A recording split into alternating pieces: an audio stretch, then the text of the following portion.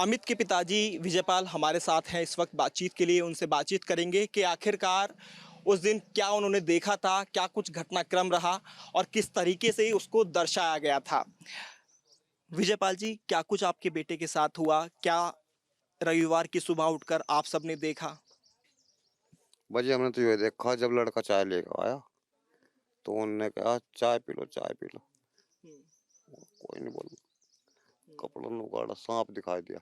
हम्म, उनने रुक के मचा दिया, पापा काट लिया, पापा काट लिया सांप ने। हम्म, रुक के मचा, हम भी हूँ, हमारे बस के उठना चलना नहीं।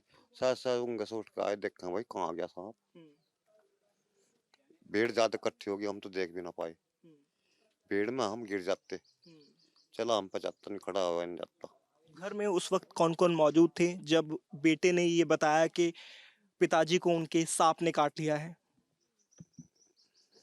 एक तो मेरे से सबसे छोटा मेरा भाई रहा है, हम्म, एक हमारी घरवाली हम्म, और अमित अमित के बालक। हम्म। हाँ ये रहे। कितने बच्चे हैं उनके? 3 बच्चे, एक लड़का 2 लड़की, हम्म। छोटे छोटे बच्चे।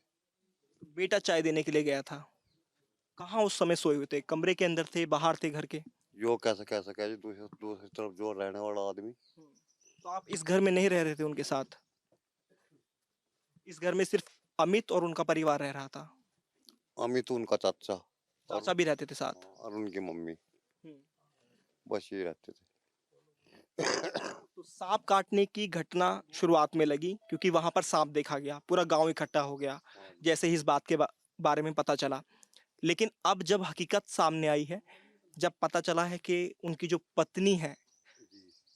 और उनके जो प्रेमी हैं अमरदीप, उन्होंने मिलकर ये सब रचा, एक साजिश रची, हाँ जी। तो क्या कहेंगे इसको लेकर? बस इसको लेकर हम तो यही कहेंगे कि जो इसका पाप का भोगी है, उसे कैडी से कैडी सजा मिलनी चाहिए।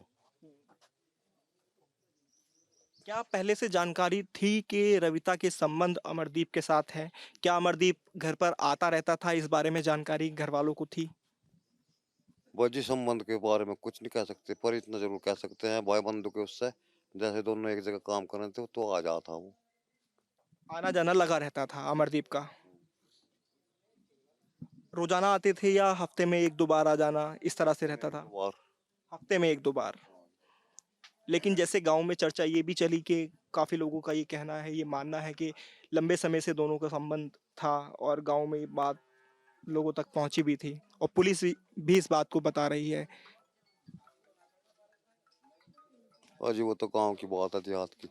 जितने आदमी जितने मुंह है उतनी बात है।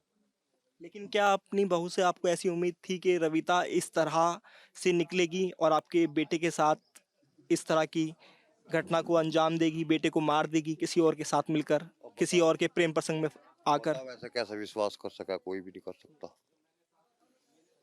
जो अपनी लड़की को पालता है उसे कुछ पता नहीं, जो अपने लड़के को पाला उसे कुछ खुद पता नहीं क्या करेगा क्या नहीं। अच्छा, एक सवाल मेरा ये भी है यहाँ पर जो सामने आ रहा है। क्या अमित और रविता की लव मैरिज थी, यानी प्रेम विवाह था, या फिर अरेंज मैरिज थी? नहीं भी ब्याह करा था हमने तो। ब्याह करा था। हाँ जी। लव मैरिज नहीं थी, नहीं। अरेंज मैरिज थी। हाँ जी, शादी करी थी उसकी। शादी करी थी। हाँ जी। तो शादी करी थी, उसके बाद अब आप चाहते हैं कड़ी से कड़ी सजा उनको हो? हाँ जी। तो ये उनके पिता हैं विजयपाल, और पैरालिसिस इनको है।